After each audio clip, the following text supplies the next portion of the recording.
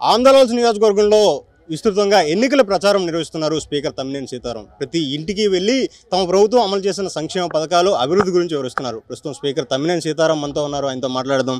చెప్పండి సార్, ప్రచారం ఎలా జరుగుతుంది? ప్రజల నుంచి మీకు, మీ పార్టీ నాయకులకు అపూర్వమైన స్పందన వస్తుంది. దీనికి ప్రధాన కారణం ఏంటి?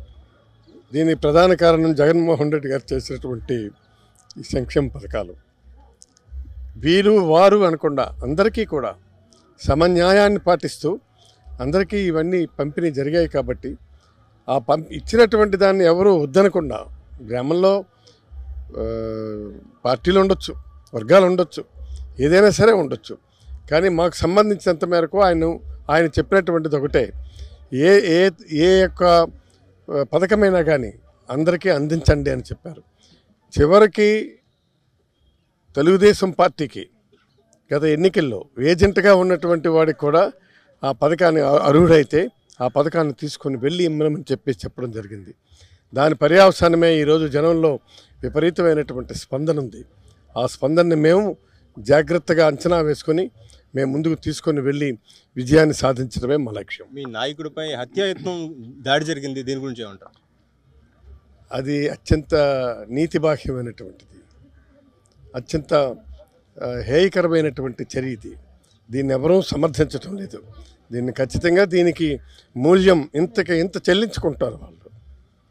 యాక్చువల్గా వాస్తవానికి మీ నాయకుడు దెబ్బ తగిలింది, స్టిచెస్ పడ్డాయి, పక్కనే ఉన్న వెల్లంపల్లి శ్రీనివాసు కూడా గాయాలయ్యాయి. అయినప్పుడు కూడా ఈ బహిరంగ సభల్లో చంద్రబాబు నాయుడు ఇదంతా డ్రామా అని అంటున్నాడు.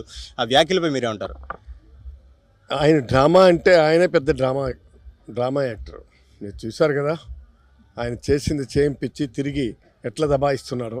బుకాయించటాలు, దబాయించటాలు ఆయనకు అలవాటు అయిపోయింది. మనతో పెట్టినటువంటి విద్య అయింది. కాబట్టి ఇది ఖచ్చితంగా ప్రజలు గ్రహిస్తున్నారు. ప్రజలు వీటన్నిటిని కూడా గమనిస్తున్నారు. నిశ్చితంగా దీంట్లో ఈ చర్యల వలన, ఇలాంటి చర్యల వలన ఎవరికి మైలేజ్ రాదు. ఇవాళ వాళ్ళు చేసినటువంటి చర్యల వలన they have lost the credibility. దానివల్ల క్రెడిబిలిటీ కోల్పోయినటువంటి పార్టీలు కానీ నాయకులు కానీ ఎక్కడ నిలబడతారు? ఎక్కడ నిలబడలేరు.